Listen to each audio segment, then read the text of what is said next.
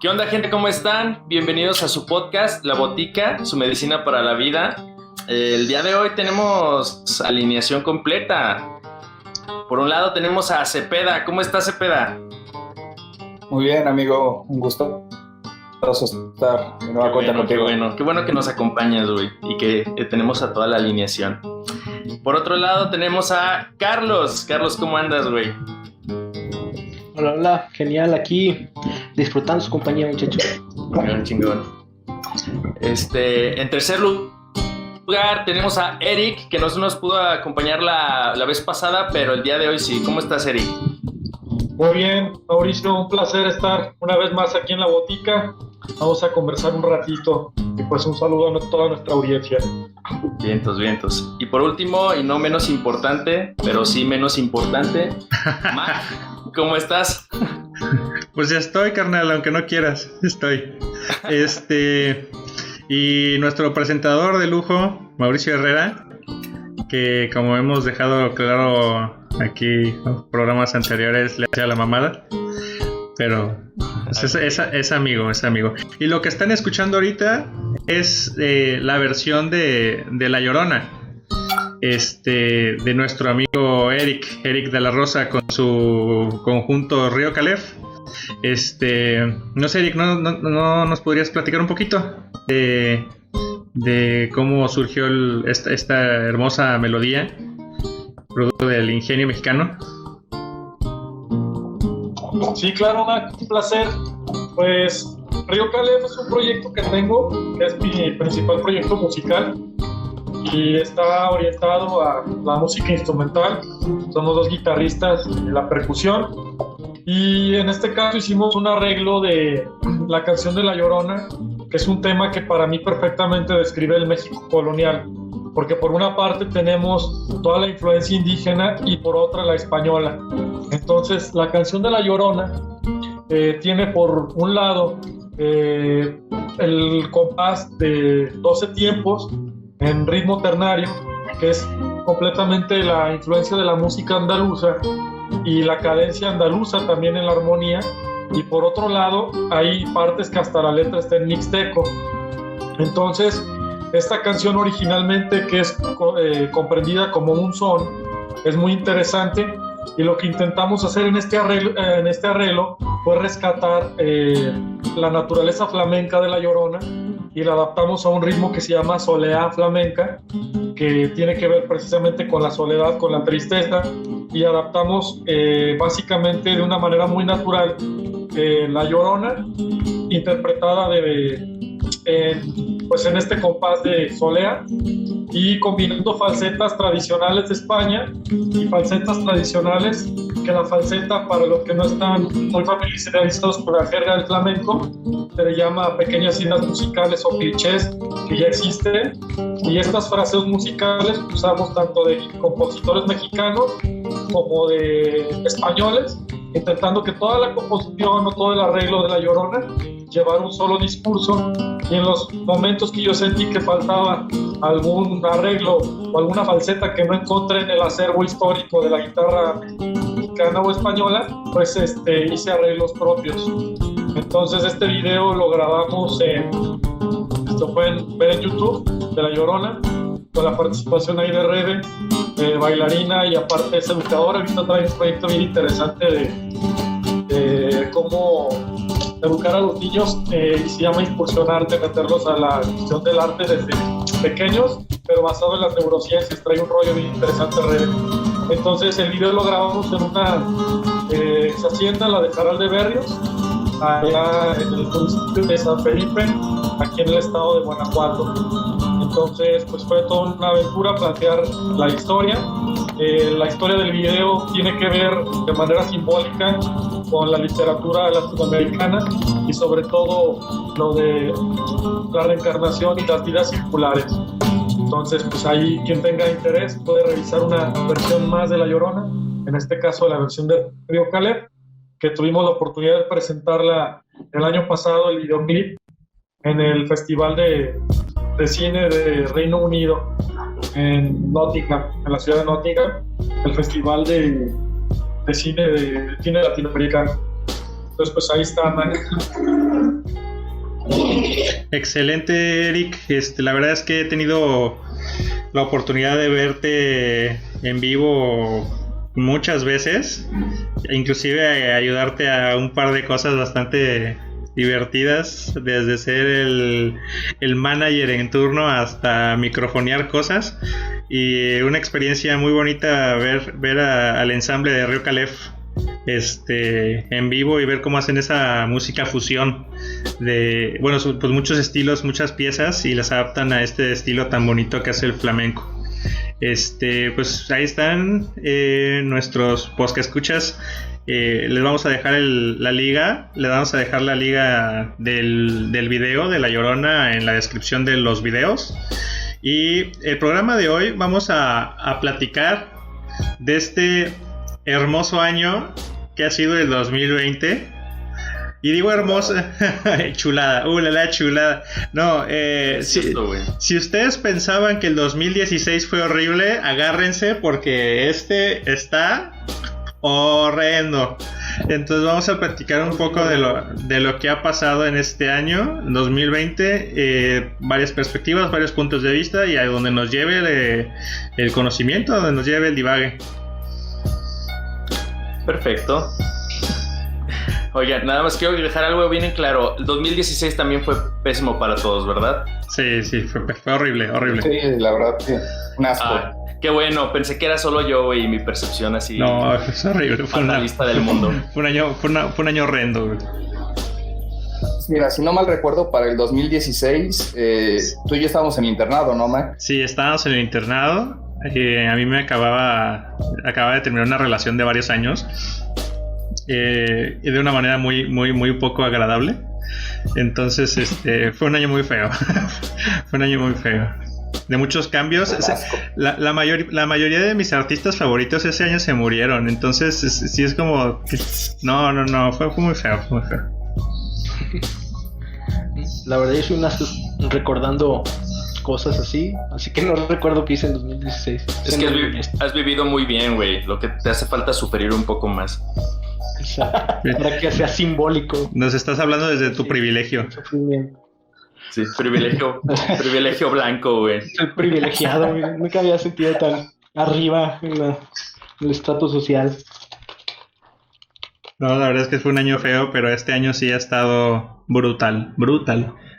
De hecho, cuando empezó lo de la pandemia, lo primero que pensé fue, güey, por primera vez en toda la historia de la humanidad a todos nos está lloviendo de la misma manera. Obviamente unos tienen un paraguas un poco más caro, güey, que los hace estar más a gusto, pero sí, a todos nos está lloviendo gacho. De alguna otra manera. Está lloviendo mierda. Mierda, exacto. Algunos se pueden tapar, otros no, güey. Pues ahí depende del privilegio, ¿verdad? Y fíjate que también estaba pensando que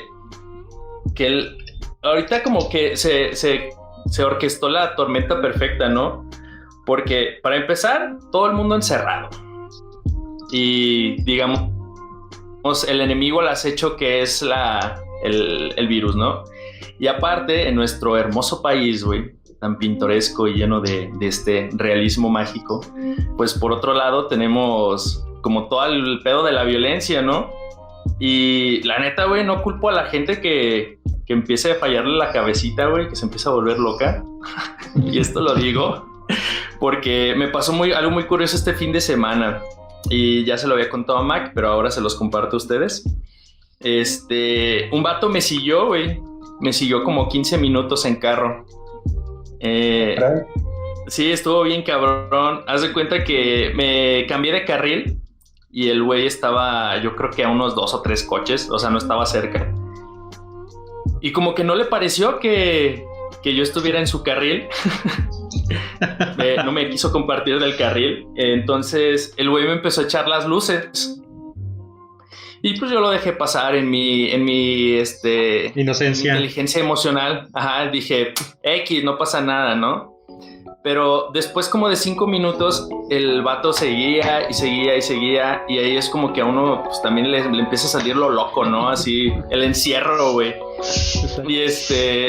Y neta me dio mucho coraje. Dije, ahorita me voy a parar y le voy a meter una chinga. Le voy a dar una descripción gráfica de lo del pecero, güey, al ladrón, ¿no?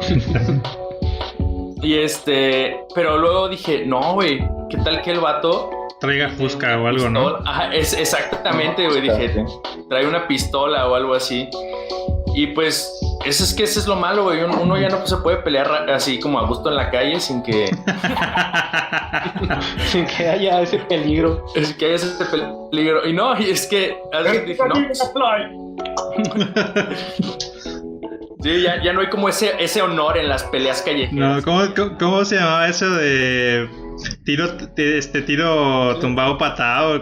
¿Cómo era de que te dejabas que se parara, ¿no? O sea, no me acuerdo cómo va ese dicho, pero, o sea, te agarras, te das un trompón, te das un tiro, pues, pero párate, ¿no? O sea, ya te tumbé, párate, y esto es de caballeros, y no hay pedo, ¿no? O sea, y yo vi muchas veces como después de un tiro de esos, la gente acaba siendo hasta amigos. Tiro de compas, güey. Sí, o sea que sí, o sea, se desahogaban, tenían este desfogue y después hasta se iban a echar una caguama. O sea, no, estamos hablando de hace 10 años, Max. Sí, hace 10, 15 años, sí. Todavía había honor. Sí, todavía la gente tenía honor, tenía un poco más de civilidad. Había civilidad dentro de la violencia, ahorita no. Ahorita no sabes qué esperar.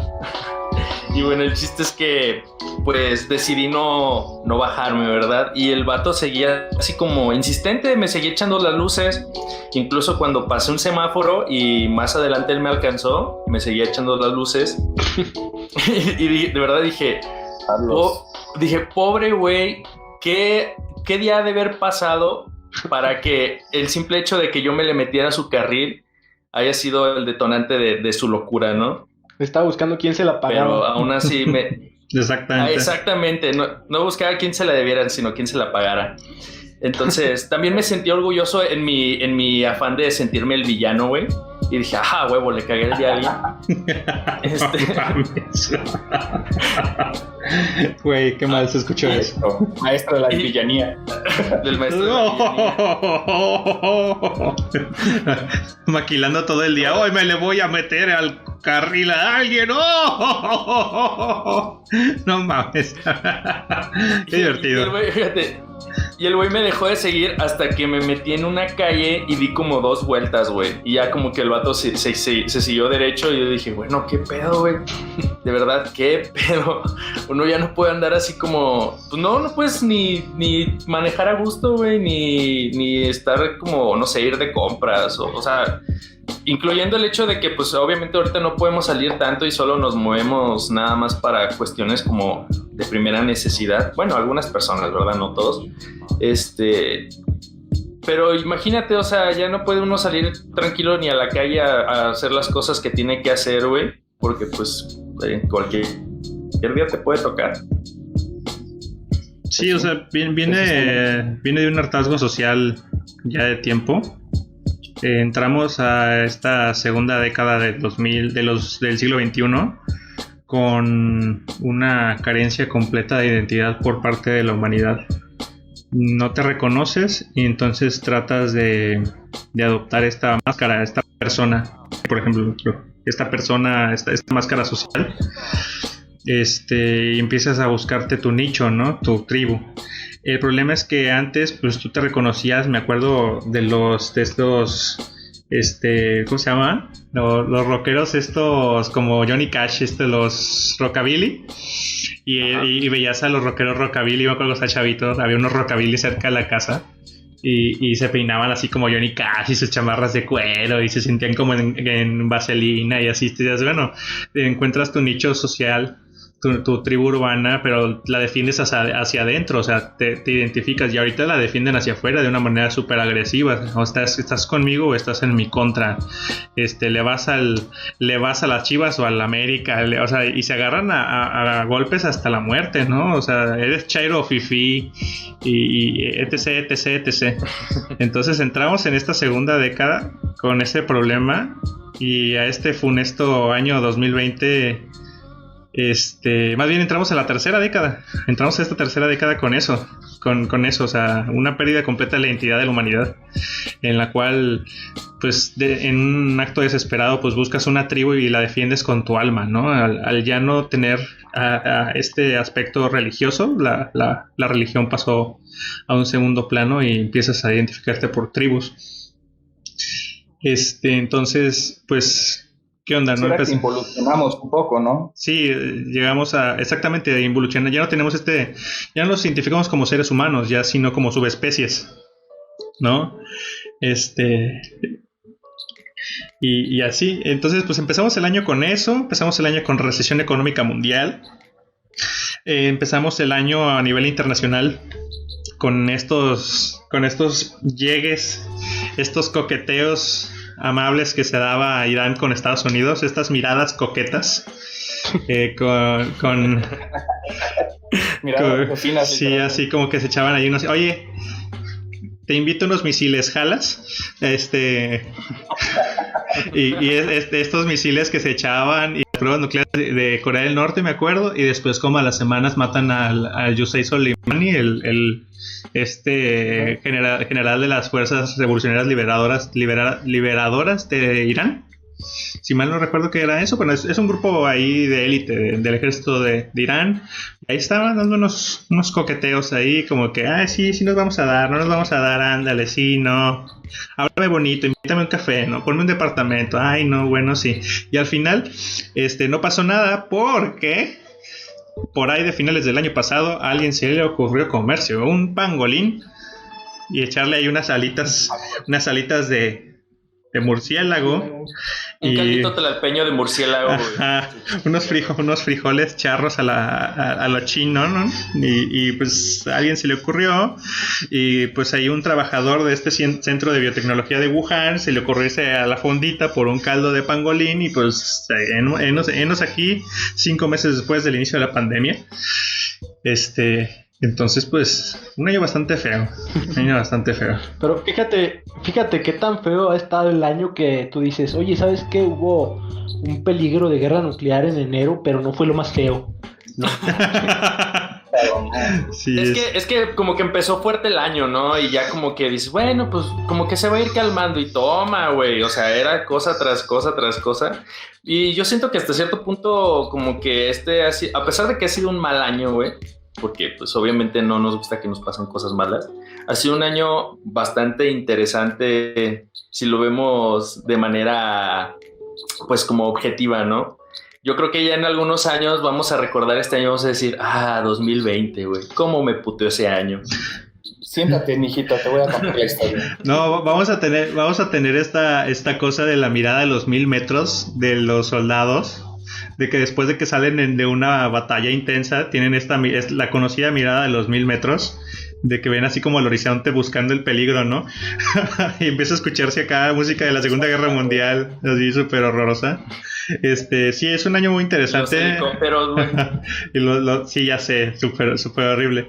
Pero en la generalidad, pues es un año lleno de anécdota. Muchos de nosotros, pues, vamos a ir recordando de mejor o peor manera. A mí ya me dio COVID y bueno, que sobreviví gracias a que hago ejercicio un poco, pero sí hay gente que le está pasando muy mal ahorita.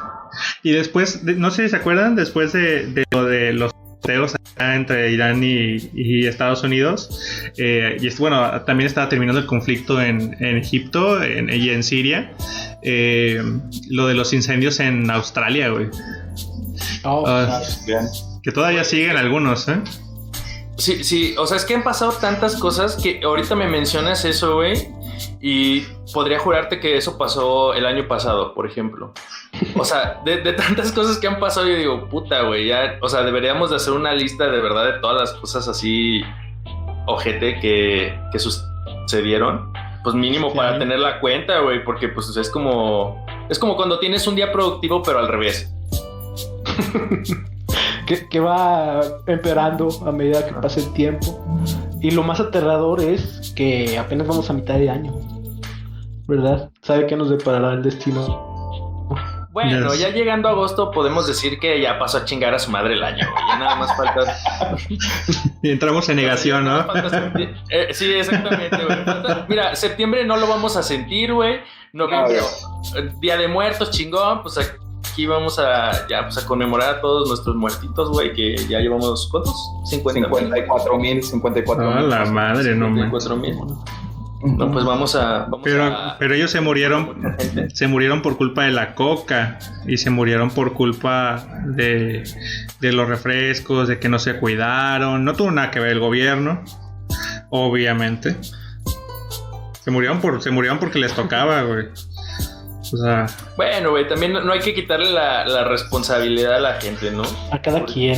Sí. No, pero aún así, güey. ¿No viste el post que estuvo hoy en boga?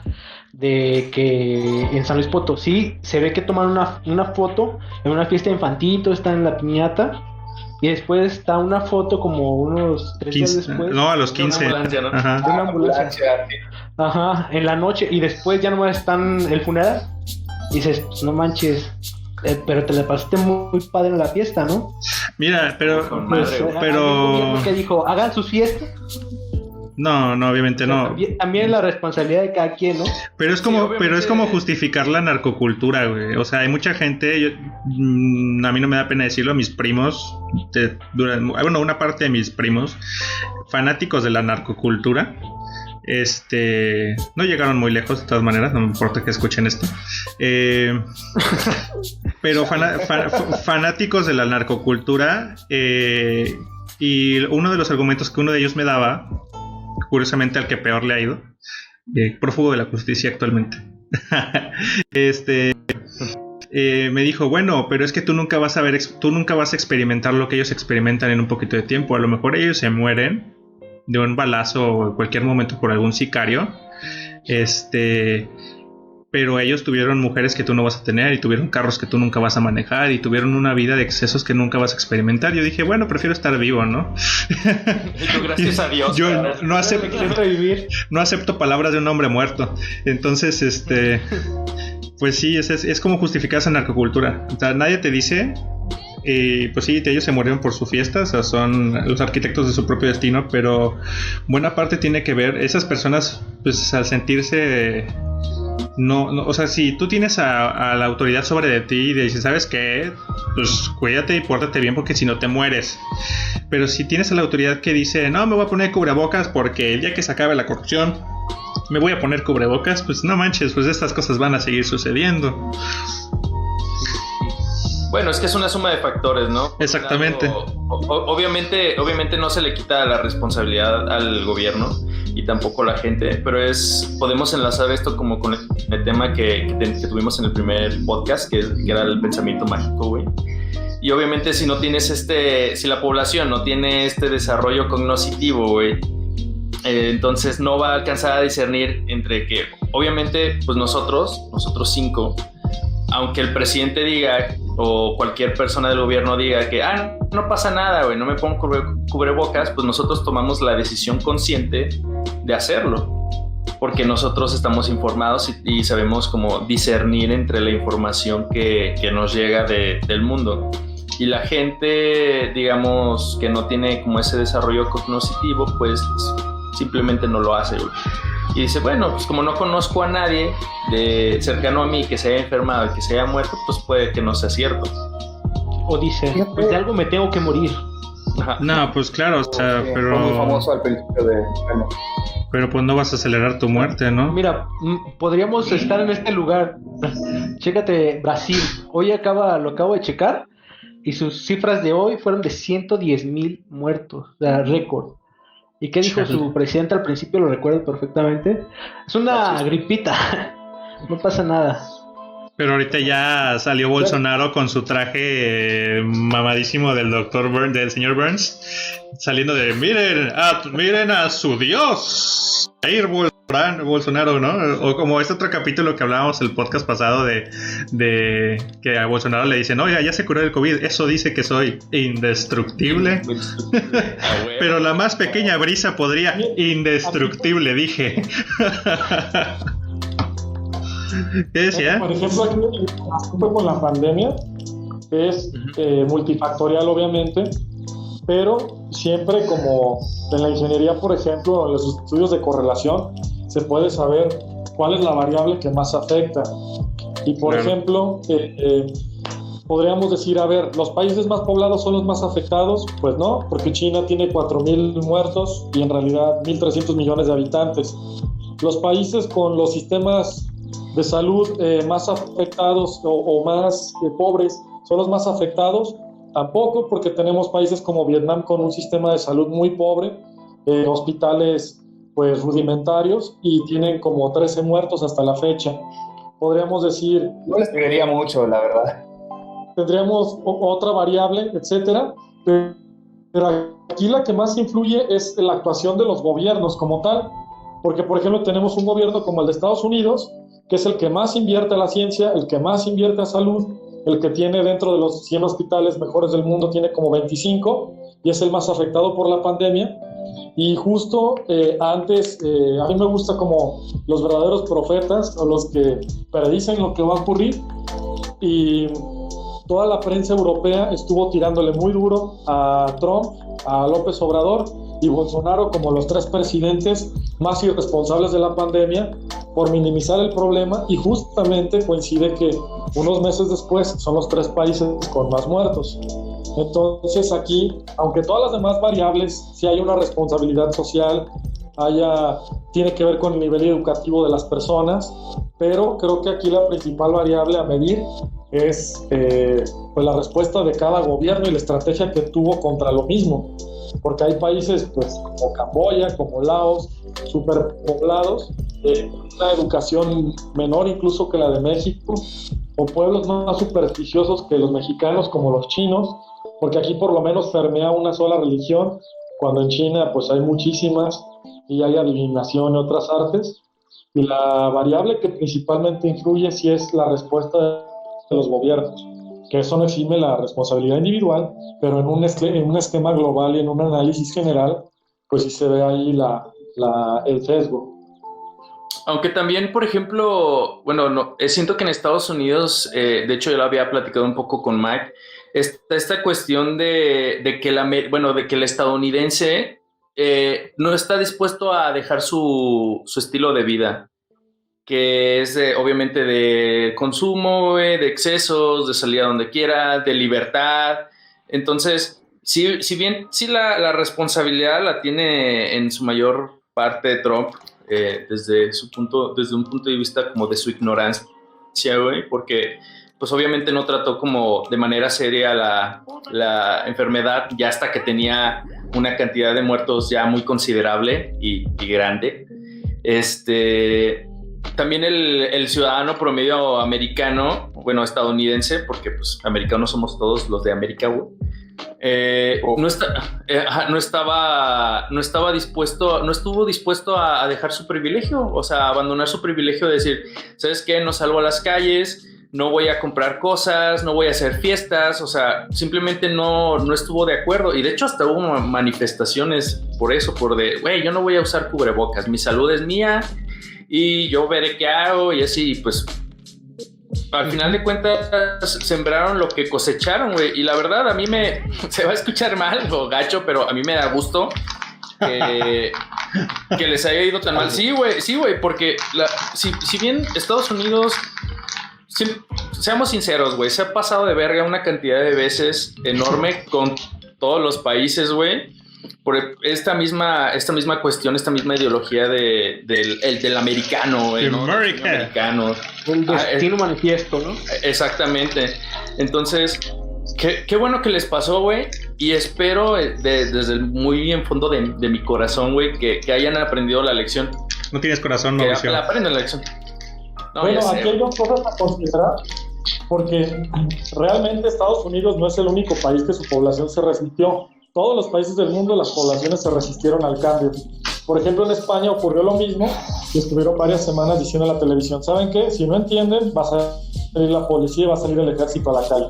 Entonces, tiene la misma respuesta de la población con una respuesta distinta del gobierno, y en España tuvieron que sacar los soldados y el ejército a la calle y solo así entendieron, porque los españoles son más fiesteros.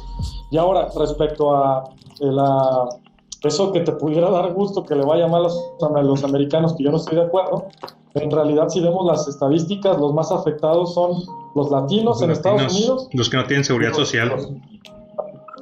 Los blancos, los supremacistas son los menos afectados porque son los que viven privilegiados y están escondidos en casa. Pagan miles de dólares en Estados Unidos por su seguro médico.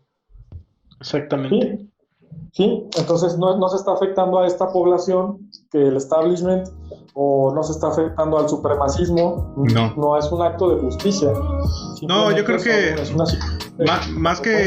más que dé gusto que a Estados Unidos le vaya mal, más bien es un reality check, que es como, a ver, toca tierra, ve la realidad. O sea, el sueño americano no es un sueño onírico, no es una pesadilla, güey. Entonces, chécate, es un reality check, ¿no? Es eso, o sea, siente que hay tierra, o sea, es ¿cómo se llama en español? Te enfrentas con la realidad, ¿no? Te topas con pared. ¿Qué de realidad quieres decir? Sí, te topas con pared. Entonces, eso es lo que está pasando en muchas sociedades. O sea, en muchas sociedades, ¿cómo es posible que el país que más invierte en salud, que es Estados Unidos, le esté yendo así de mal, ¿no? Es lo que decimos, la salud. Por ejemplo, con Roosevelt, yo no me imagino que les estuviera yendo así de mal. O no me imagino con mismo Obama. Es un líder más resolutivo, con más confianza en la ciencia, y porque la variable es esa, o sea, la única diferencia. Aquí la respuesta del principal líder del país, que es quien tiene sanidad y que tiene la voz de las alarmas, no reaccionó a tiempo y lo desestimó. Pues claro, básicamente les tocó el peor presidente en el peor momento, ¿no? Como a nosotros. Exacto. Fíjate que encontré en uno de los posts que encontré en Facebook recientemente, pues hay una frase muy cierta para este punto. Necesitamos más ciencia en la política y menos política en la ciencia. Claro. No sé si ustedes han notado que aquí en México, quizás algunas aseveraciones de López-Gatell, aunque la gran mayoría pues sí muy acertadas, otras se ven influidas por cierto presidente. Es que imagínate, estás como ni siquiera es entre la espada y la pared, es entre dos espadas. Tienes de este lado al presidente, que es lo que diga mi dedito y no entiende razón más que su razón. Y tienes del otro lado que tienes que explicarle a una horda de personas que no entienden de la ciencia y lo que no entienden lo agreden, que se pongan el cubrebocas. Es como de, no entiendo qué estás diciendo, pero te voy a matar. Así, no sé, atrápenlo, está hablando extraño. No sé. Sí, es eso. Gatell es el primero que no promovió el cubrebocas. Sí, pero fue reaccionario ¿a qué? O sea, no habló desde la ciencia, fue una movida política, fue para justificar a AMLO. Hasta hay noticias. Es que, por ejemplo, tenemos a Anthony Fauci en Estados Unidos, que tuvo el valor para oponerse al hombre más poderoso del mundo, el hombre que tiene una maleta, que es Trump, que si decide hace una guerra nuclear y se acaba el mundo. Borra Tlaxcala, ¿no? Borra Tlaxcala en el momento que quiera. En Brasil renunciaron 3 ministros de salud porque no se hacía lo correcto, y Gatell prefirió el hueso. Bueno, pero es que es como, yo así veo al gobierno federal, es como la perfecta representación de la situación laboral en México, ¿no? Que es como de, ok, tienes un equipo muy preparado de gente, güey, pero en manos de un jefe que es un pendejo. Así lo veo yo. Ahora mira, Fauci es una eminencia, es uno de los autores del Harrison de Medicina Interna, Dios. Uh-huh. Va a ser difícil ponerse contra alguien así. Además es difícil decir que no a Trump, pero le dijo que no. Y Gatell dijo que AMLO era una fuerza de contagio moral. O sea, ahí dime qué argumento científico. Eso es un lamebotas, un barberismo impresionante lo que hizo Gatell. Él lo que está haciendo es cuidar su chamba como buen burócrata nada más. Gatell, a pesar de su capacidad y a pesar de su bagaje científico, ahorita actúa como un político más. Un político más. Ahora tengo seguro que la oposición va a pedir su cabeza pronto. Ya lo hicieron. Eso es lo malo, güey. O sea, ya les están pidiendo. Es que ese es lo malo, que al final de cuentas el que está dando la cara es él y no el que debería, que es el secretario de salud, güey. Yo la verdad siento que el secretario de salud es como si fuese un aviador más del gobierno, güey. Es una persona que contrataron simplemente para ganar lana. Un florero. Ajá, para generar dinero. Exactamente. Exactamente, y pusieron a alguien mucho más capacitado que él, güey, a manejar la situación, y al final de cuentas el que van a colgar, el que van a linchar va a ser a él. Eso es lo malo. Sí, o sea... Es que el secretario de salud no sabemos si no tiene la capacidad o si tuvo la visión política de decir esto viene muy fuerte y mejor mando por delante este cuate para que pase lo que pase, yo acá conservo mi chamba. Es lo que te decía de la persona capacitada en manos de un jefe pendejo, güey. O sea, y bueno, y no tan pendejo, ¿no? Porque a lo mejor él no metió las manos al fuego y decir, ¿sabes qué? Pues meto a este güey y ya que se lo chinguen a él, ¿no? Como comodín. Exactamente. Aquí el problema es que empezaron... Bueno, no, dale, Eric. Sí, perdón. Lamentablemente creo que Gatell fue un reflejo de la estructura presidencialista que está proponiendo AMLO. Porque a lo mejor con otro presidente, mismo Gatell, su voz se volvió única en cuanto a las decisiones. Por ejemplo, el cubrebocas todavía no estaba probado que funcionara o que no funcionara, y se atrevió a decir a la gente que solo los enfermos, cuando en Wuhan ya se habían demostrado que el 80% de los contagios de la gente era de asintomáticos. Entonces, si no tienen síntomas, ¿quién va a saber quién se pone el cubrebocas y quién no, por ejemplo? Gatell aceptó lo del cubrebocas, hasta ahí tengo la fecha, el 28 de mayo, cuando el primer estudio científico salió de la Universidad de Hong Kong el 3 de abril, y de ahí ha habido de Johns Hopkins hasta de la universidad que él se graduó. Entonces creo que más bien se necesitaba un grupo de científicos, un grupo de debate, porque siempre 10 personas o 100 o 130 millones de mexicanos van a pensar mejor que una sola persona. Y en este caso se ha hecho hegemónica a la Subsecretaría de Salud para tomar las decisiones pertinentes, con aparte las restricciones que pone el presidente, creo que nos está llevando a esta condena. Pero también porque los mexicanos no tenemos la cultura de decirle al jefe, oye, ¿sabes qué? Estás mal con esto. Entonces, dentro del perfil psicológico de las empresas hay un esquema muy padre de los hemisferios del cerebro, que por ahí Cepeda a lo mejor me corregirá y me dirá que no es como lo más científico, pero a la hora de elegir a las personas, hay unas que son emocionales, otras que son más creativas, hay otras que son lógicas, racionales y otras organizadas.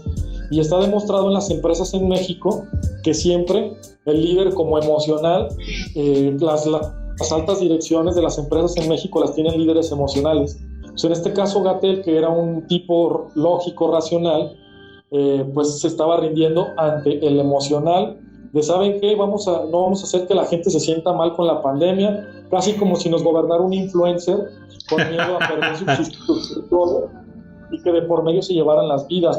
Entonces eso nos ha ocasionado un problema, más toda nuestra cultura que ya analizamos en el primer episodio. Entonces yo la verdad no estoy tan satisfecho con el trabajo de Gatell, porque lo más honesto que pudo haber hecho en un inicio es, ¿sabes qué? Se tiene que hacer esto, señor presidente, y si no, renuncio, como han renunciado otras personas del gabinete, claro, como renunció al principio el secretario de Hacienda, y que tiene su ideología de izquierda y que habla bien de Andrés Manuel, pero no coincidió y dijo, ¿sabe qué? Pues yo renuncio, ¿sí? Ursúa fue el secretario que renunció. Entonces creo que Gatell estuvo en ese derecho y por lo mismo va a terminar tronando la bomba cuando a lo mejor él no es el principal culpable. A él lo ataron de manos e intentó trabajar con lo que tenía, pero siempre pareció más preocupado por defender la popularidad del presidente o defender su trabajo que hacer una verdadera lucha científica a favor de las evidencias y de la salud de los mexicanos. Fíjate, Eric, que ahora que mencionaste que esta cuestión de los líderes emocionales, ahí, digo, probablemente Mac ya se sabe esta cantaleta de memoria porque se la he dicho varias veces, sí, que todo es personalidad. Sí, todo es personalidad. Y aquí influye muy bien lo que llamamos los rasgos de personalidad de clúster B o los dramáticos. Y eso no solo lo veo en los líderes emocionales en México, que sí concuerdo contigo que tienen estos rasgos de personalidad muy marcados, sino en toda la población mexicana. Cuando vemos un poco de adversidad, nuestros sentimientos, nuestras emociones, pues nos fallan. Y vemos, por ejemplo, en los líderes, pues particularmente, pues ya saben en quién, ni siquiera lo voy a mencionar. ¿Ya sabes quién? Rasgos de personalidad. Ya sabes quién. Vemos, por ejemplo, el narcisista, ¿no? El que se ve a todos por encima del hombro, es megalomaníaco, ¿no? El límite de personalidad, que tiene problemas en la reactividad, en la impulsividad, o los histriónicos, los que quieren llamar la atención a pesar de todo, aún haciendo hasta el ridículo, o los antisociales o los sociópatas. Me gustaría retomar este rasgo de personalidad un poco más adelante, porque concuerda no solo en por qué la gente no hace caso, sino también porque luego te van echando las luces por 15 minutos todo el campo. Sí, así es. No, o sea, pero yo creo que una de las raíces del problema es que vemos aún a los gobiernos como autoridades, cuando lo que son nuestros trabajadores, ¿no? Y tristemente venimos de una cultura en la que podría asegurar que el 90% de las personas han sido empleados o van a pasar el resto de su vida siendo empleados, en una cultura en la que no nos enseñan a ser líderes. Ahorita está habiendo un poco este cambio de paradigma cada vez más, sobre todo en escuelas de paga, en estas escuelas tipo TEC de Monterrey y algunas otras escuelas jesuitas y así. Pero fomentar. Ajá, o sea, lo quieren fomentar, pero no nos enseñan a ser líderes. Entonces somos siempre el empleado, siempre estamos viendo para arriba, y el gobierno, este gobierno paternalista, cuando debería ser este gobierno al que yo le exijo resultados, porque trabajan para mí, porque yo les pago, aunque yo les pague aunque yo pague una millonésima parte de ese sueldo, pero les estoy pagando en conjunto con todos. Entonces ese es el principal problema, que no lo hacemos. Ajá. No, y es que aparte a la persona que quiere innovar, güey, o sea, por ejemplo, tú lo viviste en la escuela. Sí. La sobajan, o sea, no la dejan. Es como esta cuestión de la persona que obedece y sigue las reglas, güey, y todo al pie de la letra y así, es a la que se le premia, y a la persona que simplemente se sale del rebaño, a la persona que es irreverente, que se atreve a idear cosas, a inventar cosas, simplemente se le desprecia. Sí, pues lo que no se ve. El extranjero que quiere lograr éxitos fuera de México también se le echa tierra para que no triunfe. No, además es esa cultura de no conocer, lo que no se conoce se ataca. De esto no es de mi tribu, atacar, o sea, eso es algo muy común. O sea, lo que no conozco es del diablo, lo que no conozco son extraterrestres, lo que no conozco son los grupos de asesinatos secretos del gobierno. O sea, son y no. Ajá. No, decías. Desestimando un poco, sí, que se desestima un poco, perdón, la mala leche, ¿no? Porque yo lo interpreto como también un sentido de inferioridad, y cuando el mexicano o cuando el ciudadano o el compañero en clase se siente inferior ante el que estudia o ante el que propone o ante el que trabaja más, tiende a atacar. Entonces aquí quiero preguntar, por ejemplo, a David, ¿cuál es el sentido, por ejemplo, generalizado de la autoestima del mexicano?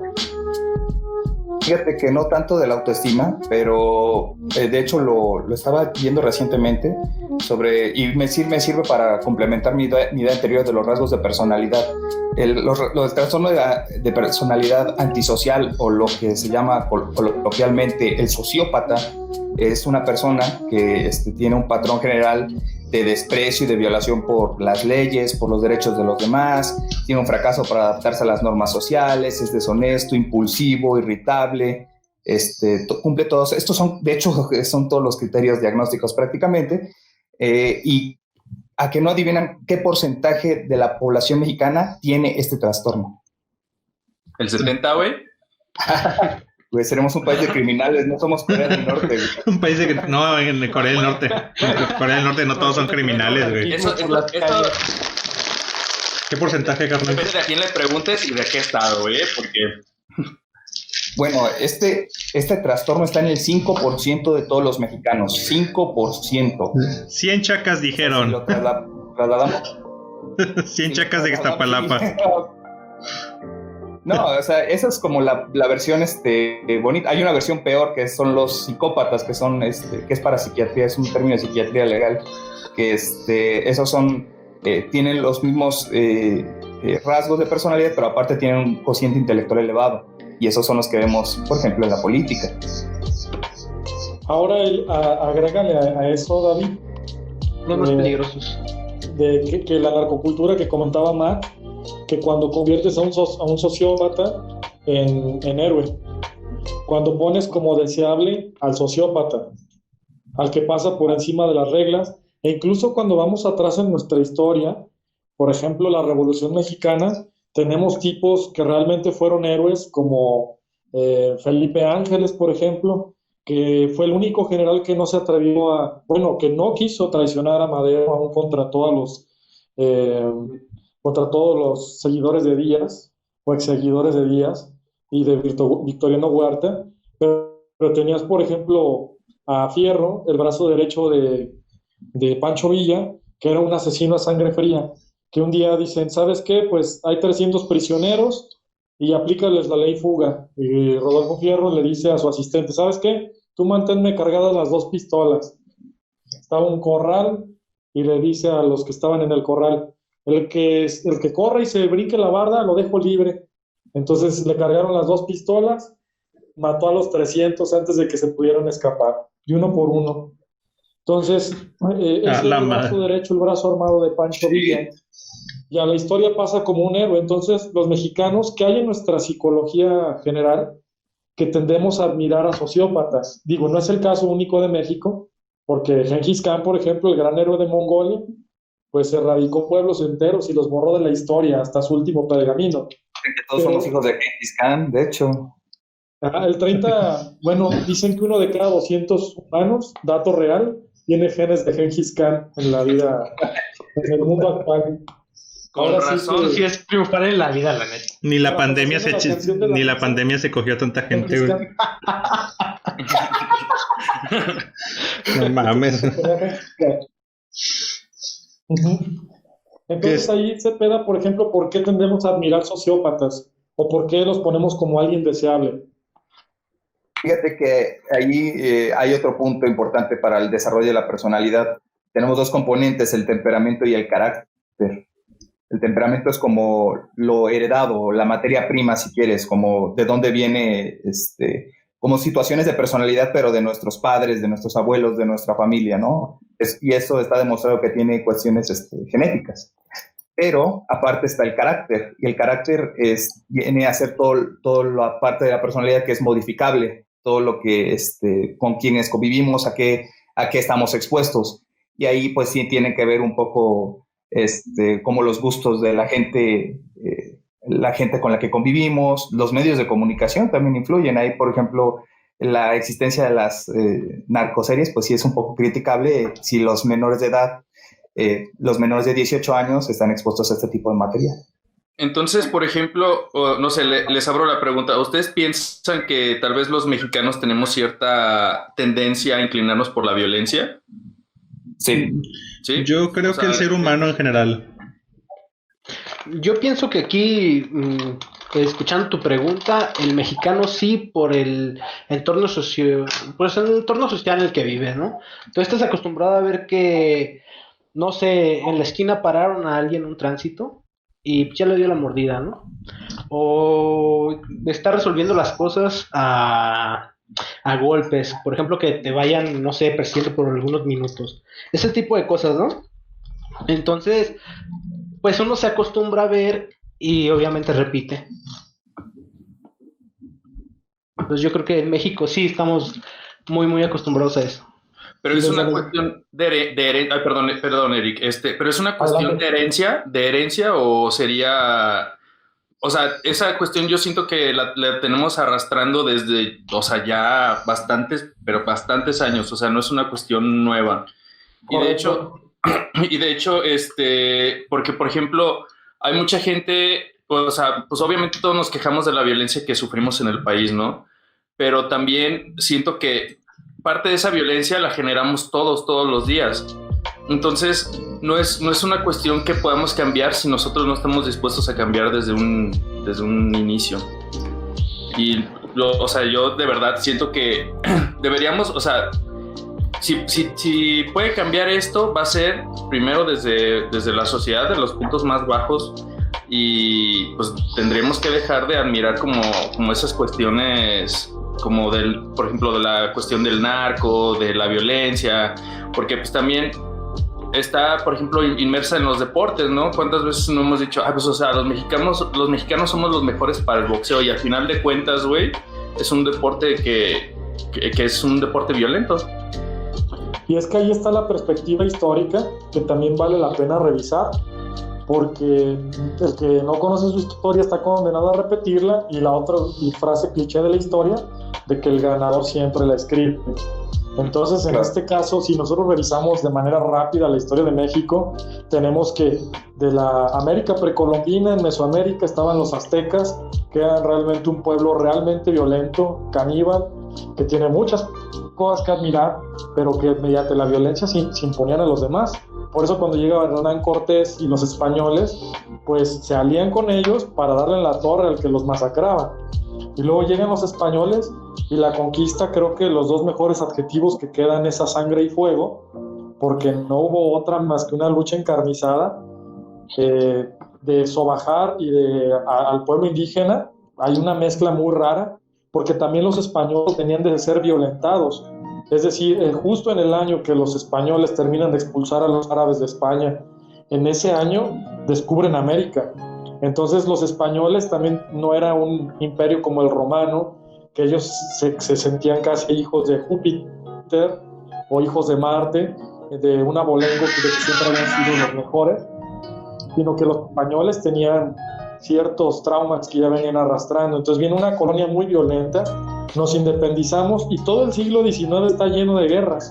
Y la única persona que pacifica el país en el siglo XIX es Porfirio Díaz, el tipo más violento que todos. Y él tuvo muchas cosas buenas porque institucionalizó en el país, pero era el más violento y por eso no permitió a cualquier manifestación o huelga, y de ahí viene la famosa frase de mátalos en caliente. Sí. Quitan al dictador, sueltan al tigre, como se dice, viene la revolución, otra vez un México violento. Entonces, históricamente nunca ha habido paz en México. Sí, de hecho, los caudillos son héroes así. De hecho, recuerdo una anécdota que me acuerdo mucho de la escuela, que nos contaba la maestra de historia, en historia de México, siglo XIX-XX, que nos decía que cuando, ya ven que, no sé si recuerdan o vieron en clases de historia, que el licenciado José Vasconcelos se postuló para la presidencia y le robaron 2 veces la elección. Es prácticamente el fundador de la Secretaría de Educación aquí en México, ¿no? Del modelo educativo aquí en México.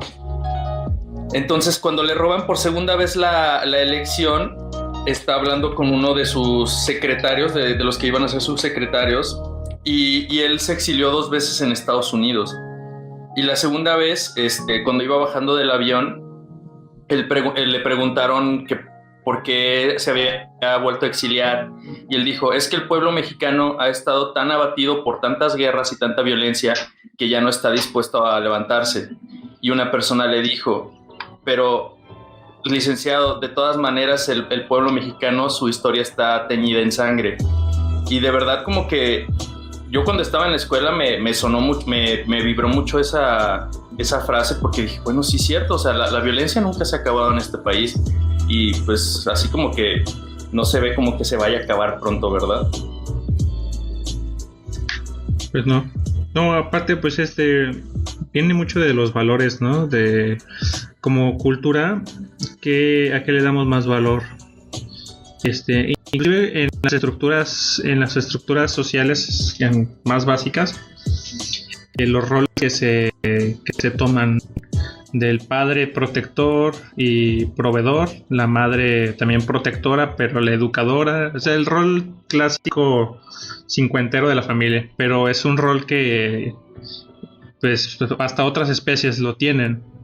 Y hay unas que varían un poco, otras que no, pero en la generalidad y evolutivamente se prefiere y se favorece a aquellas personas que son capaces de demostrar esta fuerza física, este poderío sobre los otros a través de la violencia. Y es algo, aquí el punto es de que yo creo que esto más que de mexicanos, y por eso decía que no nada más, cuando soltaste la pregunta, Mau, no creo que solamente sea de los mexicanos, yo creo que es de los seres humanos. Estamos en ese punto en el que nuestro intelecto pues está creciendo. Hemos evolucionado muy poco del humano de hace 100,000 años, pero somos el mismo chango con otras herramientas. Pero sí, el intelecto que tenemos está en explosión, en expansión constante, pero seguimos siendo estos animalitos irracionales que nos emocionamos al ver la violencia, nos emocionamos al ver cómo estas jerarquías se forman a través de quién es el más fuerte, quién es el que impone. Nosotros mismos lo veíamos en el salón de clases en la prepa, Mau. ¿Quién se le ponía al babo? No, pues nadie, güey. Era el animal más fuerte y el más grande, güey. Exactamente, güey. De hecho, sí, o sea, la otra vez hablaba de eso con mi novia, que casi cualquier interacción es una lucha de poder.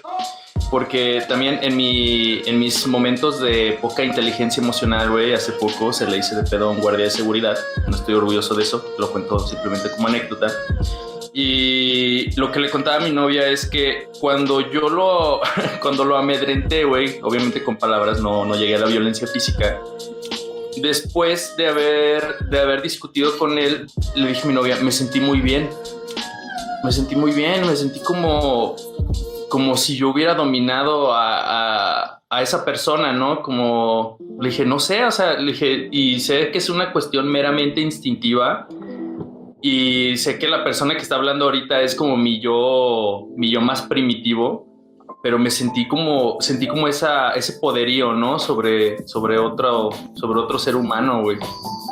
Y al final de cuentas, el detalle es que las personas en general se rigen bajo este concepto y no alcanzan a discernir como el hecho de que, ok, puedo hacerlo, pero decido no hacerlo, güey.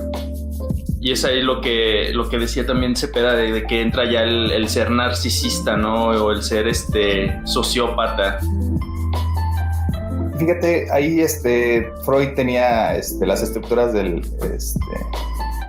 la persona o del consciente, bueno, no del consciente, sino había puesto 3 estructuras, no sé si te acuerdas, Mac, de ellas, que las vimos al principio de la facultad. Que el ego, el yo y el super. El yo, el ello y el super yo, exactamente. El yo, pues, es nuestro consciente, nuestra personalidad, si quieres tomarlo. Pero el super yo es lo que nos enseñan nuestros padres, lo que la sociedad espera de nosotros. Y el ello es nuestros instintos más bajos, o nuestros impulsos, ya sean agresivos, sexuales, etc. Entonces, dependiendo de qué tanto, digo, yo no soy tan freudiano, de una vez les digo, esta teoría me gusta mucho, pero depende también de nosotros, qué tanto de nosotros podamos controlar podamos mediar entre nuestro super yo, entre ser demasiado estrictos, moralistas, o nuestro ello, o saciar nuestra sed de agresividad o sexual, ¿no? No te preocupes, David. Lo bonito de citar autores es que la culpa es de ellos y uno nada más hace la Sí, como decía Sancho Panza en el Quijote, yo no me equivoco, pues solo sigo órdenes. Entonces nosotros solamente seguimos ideas de estas personas que vivieron antes que nosotros. Pero continuando. Ajá. ¿Qué pasó? Por eso siguen tan vigentes las ideas, porque nuestros instintos, nuestras motivaciones, nuestras reacciones al entorno siguen siendo las mismas que los hombres cazadores recolectores, nada más que cada vez inventamos pretextos más sofisticados para golpear a alguien. Sí, ya tenemos macanas con tasers, de diferentes maneras, ¿no? Sí, o sea, hemos evolucionado muy poco en los últimos 100,000 años. La explosión del conocimiento tiene un poquito más de 100. como sociedad postmoderna tenemos a lo mejor 20, lo que un poquito más lo que tenemos nosotros de vida, y la sociedad esta nativa tecnológica 15, entre 10 y 15 años. O sea, estamos viviendo un punto muy bonito de la historia, pero como seres humanos seguimos teniendo los mismos problemas que los changuitos de hace 100,000. Las mismas estructuras sociales, los mismos problemas de creencias, de culto, de sociedad, de economía. Entonces, pues, obviamente tenemos más herramientas, tenemos más conocimiento y tenemos más acceso a eso. Pero los problemas son lo mismo. Por eso Shakespeare, por eso Becker, por eso esos problemas que a lo mejor hasta, por ejemplo, mira, citando por ejemplo a Shakespeare y citando algo más moderno como Dindo Perón, uno que ya está muerto y otro que no está tan muerto, pues son vigentes ambos, y podría aventurarme a decirlo hasta en la misma manera, porque los dos hablan de problemas humanos y de problemas muy básicos que cualquier ser humano en cualquier tiempo de la historia, mientras haya humanos va a haber esos problemas. Entonces, hasta que las computadoras nos absorban, pero pues es eso, ¿no? Ahora lo bonito de los problemas, aquí es donde entra la filosofía, planteando el dilema desde un principio del año de 2020, porque ante la misma realidad que es superior a nosotros los humanos, dependiendo de la postura filosófica que uno tenga con la vida, enfrenta diferente este año. Entonces puede ser un hedonista que no soporta más que vivir sin fiestas y el alcohol y lo que sea, y de repente te piden que estés en tu casa y no comprendes la vida de una manera distinta. O puedes ser estoico y decir, ¿sabes qué? Pues acepto esto, es un aprendizaje y vamos a ver qué pasa.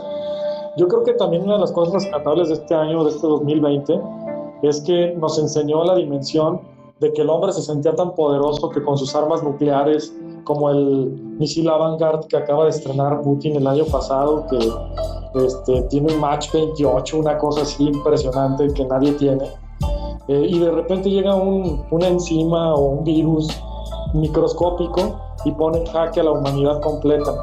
Creo que también es de cierta manera una justicia poética hacia la humanidad desde la naturaleza, para replantearnos que a veces nuestra fiesta del fin de semana no es tan importante como creemos, y nos sitúa en el espacio que realmente debemos de tener los humanos. Y si esta pandemia no hubiera pasado, muchas cosas de nuestras vidas no las estaríamos replanteando. Entonces, creo que aquí los enfoques filosóficos y la forma en que interpretamos la realidad también tiene una perspectiva muy importante que rescatar. Eso que dijiste me recordó mucho a la película del Planeta de los Mundos, de que al final quien mata a los extraterrestres son los microbios, ¿no? Que no los resisten. De la Guerra de los Mundos, ¿no? Los seres humanos... Ajá, que los seres humanos no pueden contra los extraterrestres, y al final de cuentas por lo que se empiezan a morir es porque se van enfermando. Está cagado ese pedo, güey. Comieron algo que les hizo daño. Comieron en el mercado de la Lagunilla, güey, y pues ahí si no se te pegó coronavirus, hay un herpes o algo así, pues sí. Pues al final, ¿quién le ganó a los aztecas, no? ¿Quién le ganó a los pueblos mesoamericanos? Los microbios. No fue viruela, creo que fue Campylobacter o Salmonella, una cosa así. Pero fue varias. Pero no fue viruela. Fue un buen cóctel, ¿no? Sí, pero no fue viruela nada más. Y se murió un montón de gente. Realmente eso fue lo que les ganó. ¿Qué dice decir? Continuando con el 2020, después de los incendios de Australia, creo que fue lo de las avispas asesinas, ¿no? Sí. O sea, te juro que de eso yo no me acuerdo, güey. Hubo una semana entre los incendios en Australia y la explosión del coronavirus en China, que estaban con lo de las avispas asesinas, que dije, ¿qué pedo? O sea, estamos en nada que se acabe el mundo, ¿qué? Y estas avispas asesinas que mataban a otras abejas y que invadían otros panales. Y ahorita pues bien claro el problema que tenemos con lo de las abejas, porque el 90% de nuestros alimentos dependen de la polinización con las abejas y se están muriendo. O sea, cada vez hay menos abejas. Entonces, si bien hay como maneras de hacerlo y están haciendo hibridaciones las están africanizando para que haya más, pero cada vez hay menos. Entonces, chan. A ver qué nos pasa. Porque había mucho miedo de que la gente empezara a matar murciélagos por esto del coronavirus. Porque pues, ya ves. Polinizan también. Ignora muchas cosas. Sí. Ajá. Y salió una campaña de que no maten murciélagos, no traen coronavirus. Ellos son polinizadores, son importantes, ¿no?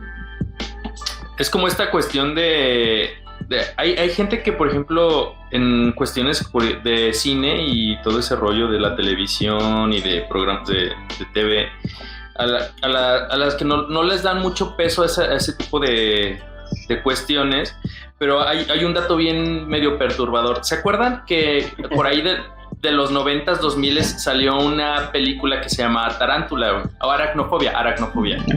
¿Se acuerdan? Sí, horrible película.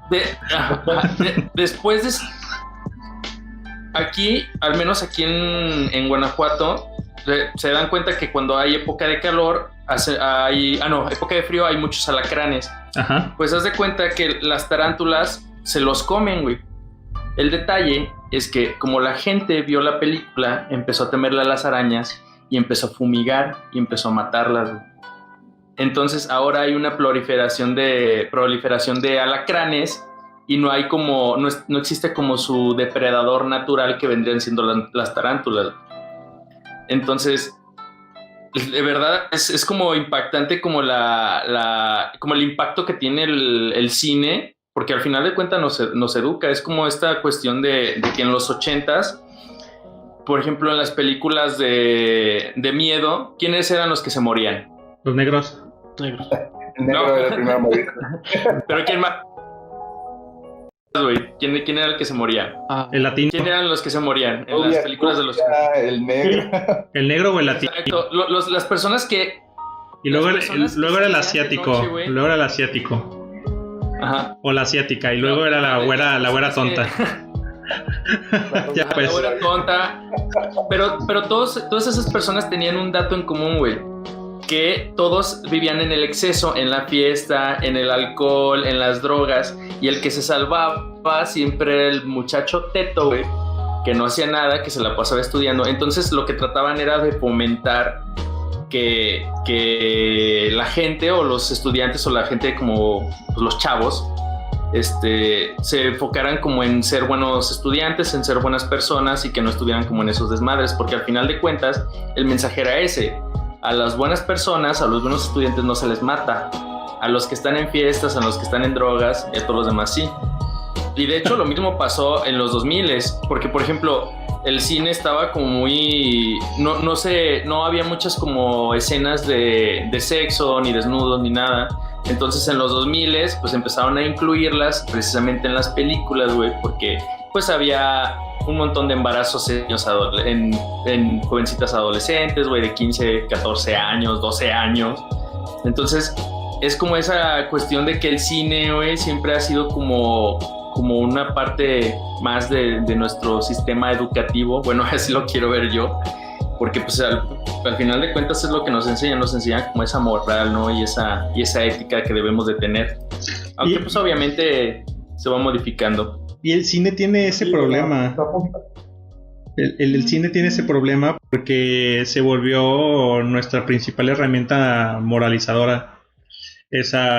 Y la gente que escribe los guiones de las películas y la gente que está en Hollywood ni siquiera lo disimula. Lo literal, o sea, literal está Thor y está Loki siendo dioses de un grupo de justicieros basado en cómics. O sea, la gente antes, así como tienes a chavitos de 12, 13 años que se saben las historias de Capitán América y de Iron Man al derecho y al revés, hace 30, 40 años tenías a chavitos de esa misma edad que se sabían los milagros de Jesucristo al derecho y al revés.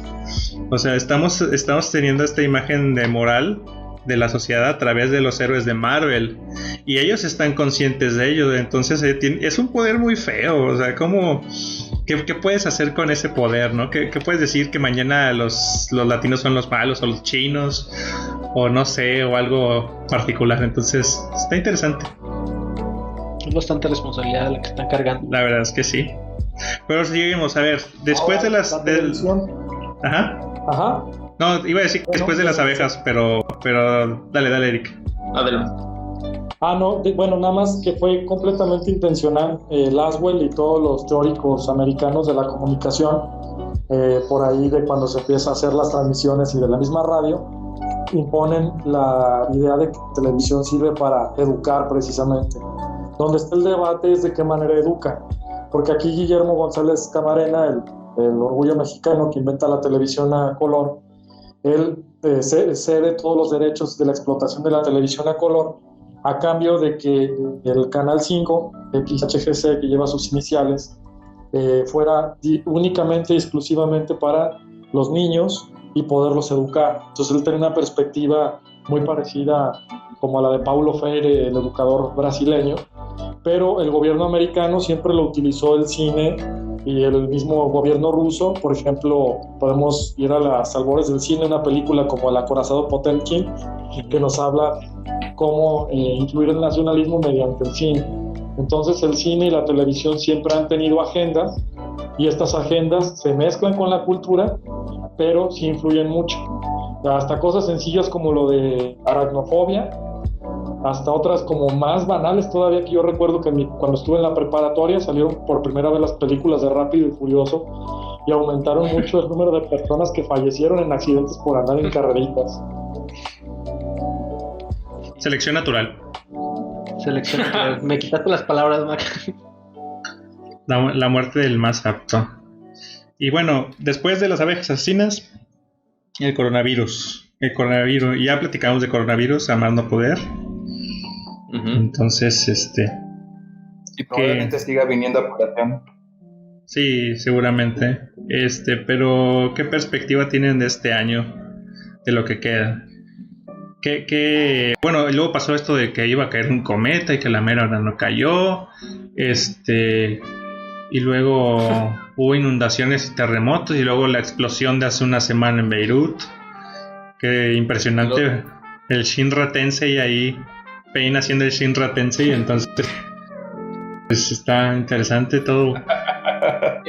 A mí me gusta como esta cuestión de que es la primera, bueno, siento que a lo mejor, al menos en mi vida de ser humano, de lo que llevo de vida, güey, es la primera vez, gracias a la tecnología, que veo una explosión de esa magnitud desde varios ángulos, ¿no? Eso me parece como súper resaltable, el decir de que, o sea, pasó una catástrofe y obviamente es algo gacho, algo que no debería de haber pasado, pero el hecho de que haya sido filmado, o sea, ángulos y, o sea, te das cuenta de la magnitud del problema, ¿no? Y cómo todos, o sea, por la tecnología y por el internet, o sea, eso pasó y a los 2 minutos, güey, el mundo ya lo sabía, ya todo el mundo lo sabía. Ajá, menos, pues sí. O sea, yo creo que a los 60 segundos, ponle, al minuto, ya todo el mundo lo sabía. Entonces eso me parece como, o sea, entre que está chido y entre que no, porque también generalmente las cosas que se filman son cosas, ¿no? Y estamos contaminados de esa información súper gacha, y pues obviamente a pesar de que no son cuestiones que sucedan, digamos, aquí en México, aquí en las cercanías, pues al final de cuentas nos afecta, ¿no?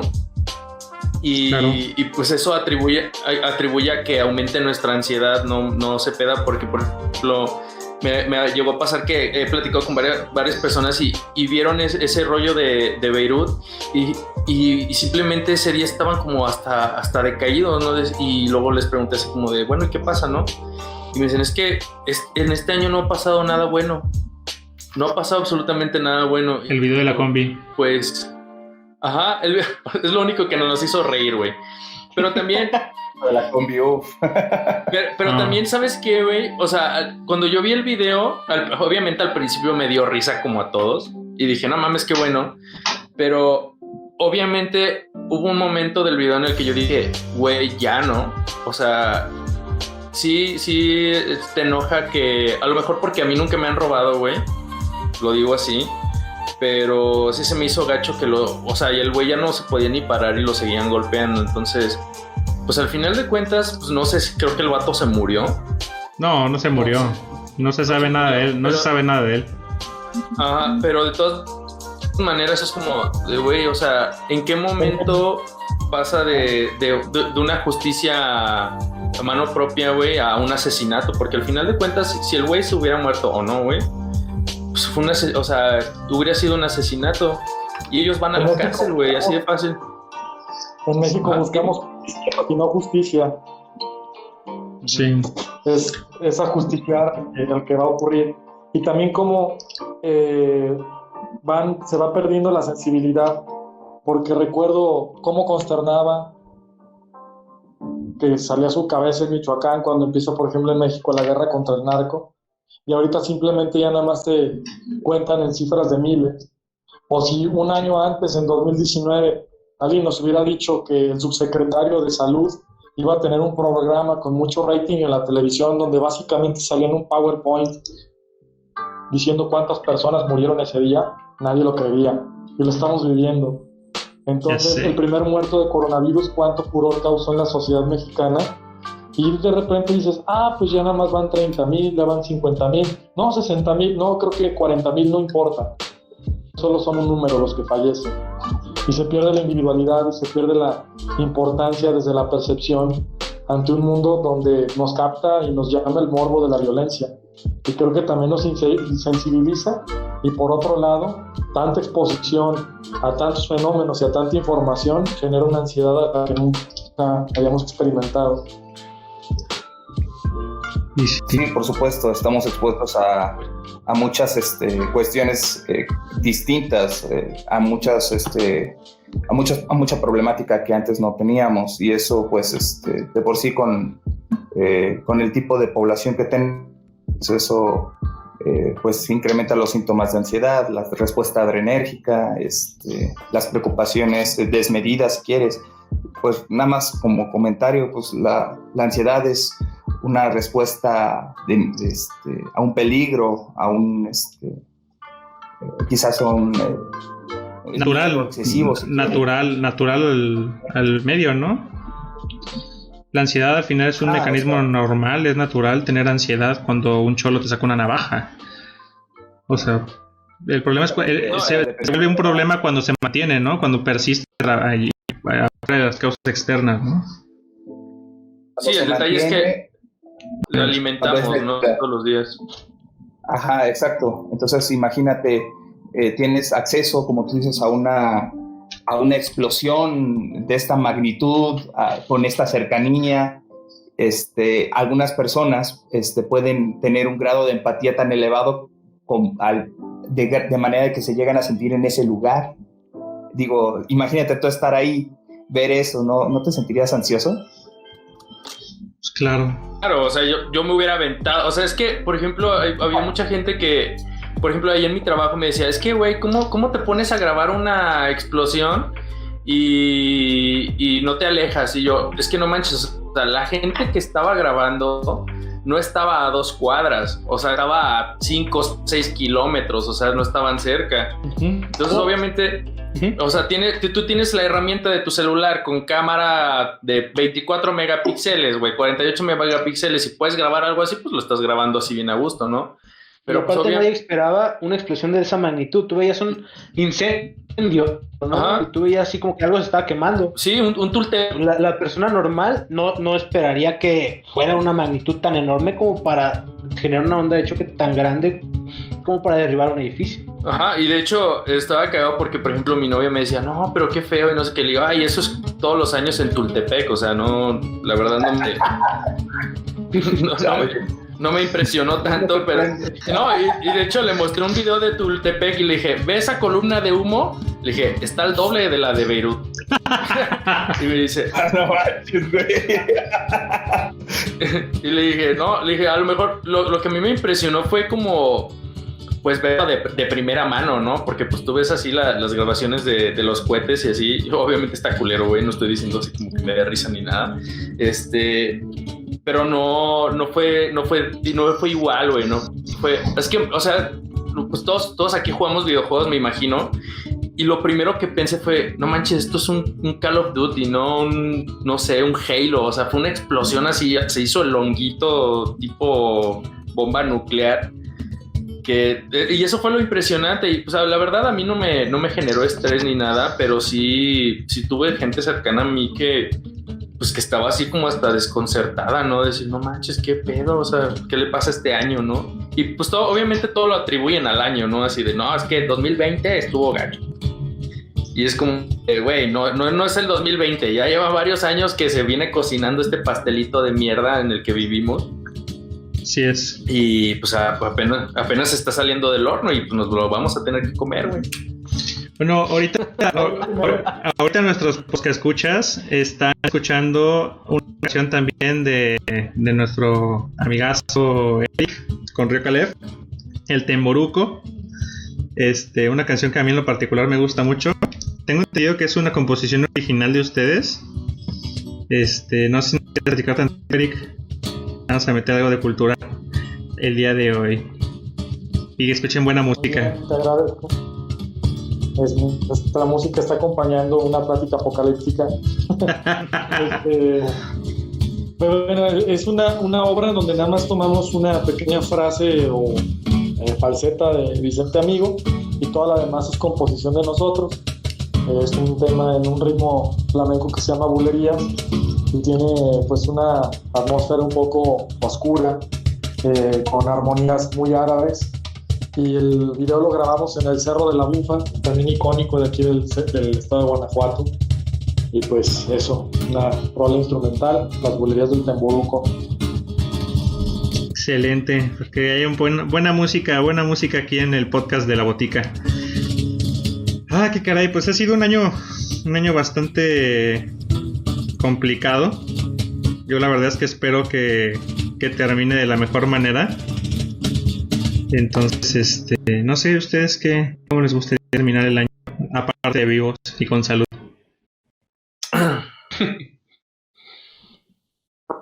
Pues mira, yo opino... bueno, échale tú. Eric, ok, sí. Perdón. Eric. En lo personal a mí ya cuando he tenido tiempos de reflexionar y más allá del actuar para rescatar todo lo que está alrededor, me doy cuenta que este año también es una gran oportunidad porque hay muchas cosas que no somos capaces de ver hasta que no se replantea de esta forma. Por ejemplo, me levanto el lunes, voy a trabajar, el viernes voy con mi novia y el sábado voy y salgo con los amigos de siempre y ya tienes una pequeña rutina que repites a lo largo de vida o tienes una serie de hábitos y de pronto cuando estos hábitos son interrumpidos te das cuenta que a nivel personal las opciones o las permutaciones de lo que puede ser tu vida son infinitas y quizá muchos de nosotros no nos lo habíamos planteado hasta que las circunstancias te obligan. Es decir, de cuántas miles de formas puedes vivir tu vida, cuántos, como en una obra de teatro, cuántos papeles o personajes puedes abordar en esta vida que simplemente es una y que además al memento mori, al estar frente a la muerte, te replanteas de seguir o de vivir cada instante como debe de ser, valoras a los que están a tu alrededor. Entonces en la vida creo que hay dos momentos: cuando te va bien, que es de disfrutar, y cuando te replantea una crisis tan dura que tienes que replantear a la humanidad, que desde los líderes más poderosos como Putin o como Trump los ves, por ejemplo Putin, que entra a un hospital con un traje casi nuclear porque a pesar de que sea considerado por la revista Forbes el hombre más poderoso del mundo, de pronto ante un virus pues es vulnerable. Entonces yo rescataría todo lo positivo del año en cuanto a que nos permite replantear la vida de muchas alternativas y tomar lo mejor de lo que puede venir y de lo que puede ser. Excelente. ¿Tú, Mauricio? A ver, Carlos. Más bien Carlos. Ok. Carlitos. Pues mira, ahora sí que lo que yo rescataría del año sería que más que nada en las crisis lo que resulta es que tú empiezas a ser más cercano hacia las personas que te rodean, ¿no? Empiezas a valorar más las cosas que antes no valorabas por estar todo el día en el trabajo perdiendo el tiempo, lo que sea. Y ahorita dices, no manches, ¿cómo me gustaría ir con mi tío Juanito, el que tiene 80 años, ¿no? Ejemplo. Y ahorita no lo puedo ver por esta pandemia. Entonces eso es lo que yo rescataría. O sea, más que nada estar cerca de las personas que interesan y que esto nos ayuda a darnos cuenta de qué es lo importante en la vida. Muy bien. A ver, entonces... Cepeda. Éramos felices y no lo sabía. Exactamente. Cepeda. A mí me gustaría comentar sobre dos como repercusiones médicas. Primero, una que ya mencionaste, Mark, de los niños del COVID. Todas las parejas aisladas que no guardaron su sana distancia. Se la guardaron a Susana, más bien. Ok. Diferente. Y bueno, esto es que, pues, como dentro de, ¿qué serán? 3 meses más, ya veremos como el rebote poblacional. Y la otra, esa ya es como de mi área, y ya lo estamos viendo ahorita, pues, repunte de casos de ansiedad, de depresión, y como estos van pues a subir todavía más, y la consulta psiquiátrica se va a disparar en cuanto a la situación de la contención sanitaria pues mejore. A ver cómo nos va. Pues sí. Bueno, a mí me gustaría ya, igual también para terminar mi intervención, pues a mí este año me dio COVID. Fue prácticamente la primera vez en la que me enfrenté a mi mortalidad, porque pues lo humano no me es ajeno. Y pues soy muy humano y pues vi que muchos humanos estaban muriendo y de repente pues me empecé a sentir mal.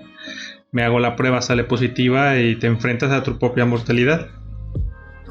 Esta frase romana, bueno, del folclore romano, el memento mori, que luego Marco Aurelio en su libro de las meditaciones la menciona un poquito diferente, en el sentido de que tenía un lacayo que siempre le recordaba cuando iba victorioso entre la gente entrando a Roma después de alguna guerra o alguna batalla. Tenía un lacayo que siempre le recuerda que vienes de atrás, recuerda lo que estás dejando, recuerda que morirás.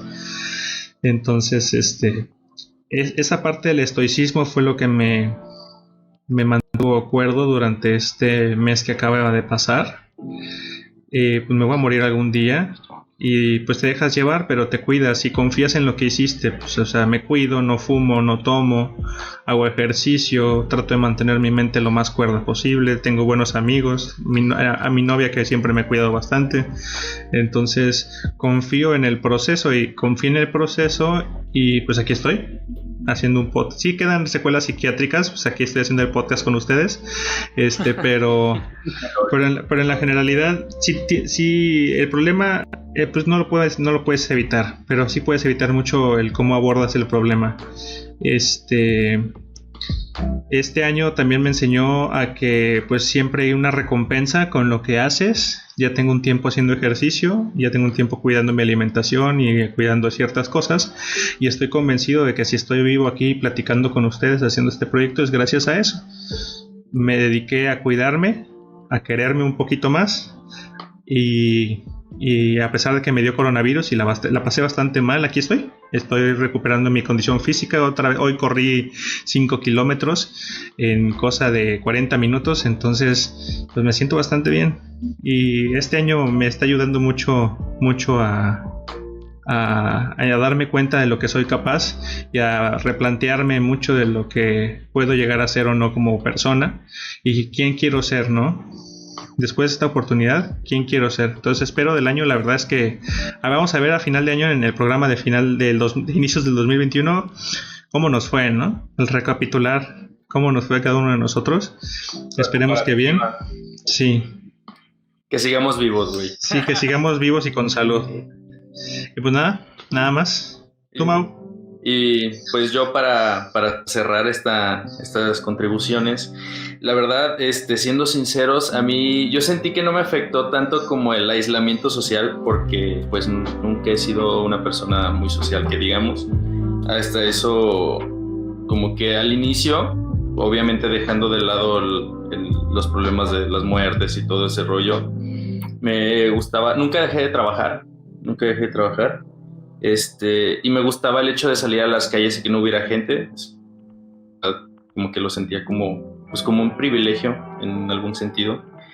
Pero lo que sí he aprendido en este año, o lo que me enseñó esta como catástrofe, güey, que es la pandemia, fue a lo que ya dijeron Eric y Carlos, que fue a a la gente, pues a mis amigos, a mi novia, a mi familia, porque sinceramente sí estaba muy muy enfocado en simplemente trabajar y trabajar para conseguir las cosas que quiero, ¿no?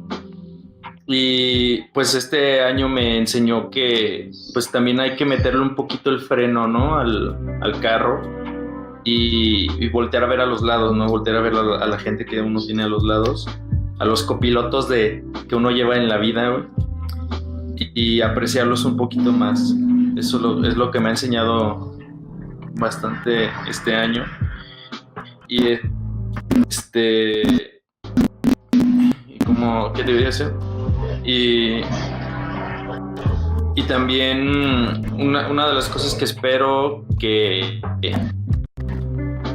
tenga este año es que pues obviamente que la gente tenga como que tome conciencia, a pesar de que sé que muchas personas no lo harán. Espero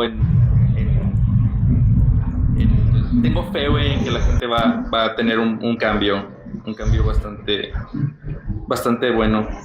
Y pues también algo que rescato de este año pues son los proyectos y pues las nuevas amistades que están surgiendo con ustedes, amigos, y pues este podcast, ¿no? Yo creo que es lo más sano que he hecho este año, que es hablar con 4 personas que tienen puntos de vista distintos, pero pues al final de cuentas alimentan a este quinto ser que soy yo. Y pues nada, eso es lo que vamos a rescatar de este año. Muy bien, pues nos despedimos de su podcast La Botica. No sé, Mau, si quieres cerrar el programa. Pues nada, cerramos este programa. Entonces, pues nos vemos la siguiente con otro tema ya no tan improvisado. Ya va a ser algo más ya más en forma. Vamos a procurar tener como esta dinámica de presentar un tema en específico fijo sobre el que vamos a dar como distintas opiniones, y pues otro tipo de programas como un poco más chill, pues donde vamos a hablar de la vida, porque al final de cuentas para eso es la botica, para suministrarles su medicina para la vida, ¿no? Y pues nada, terminamos este episodio y nos vemos la próxima. Chao.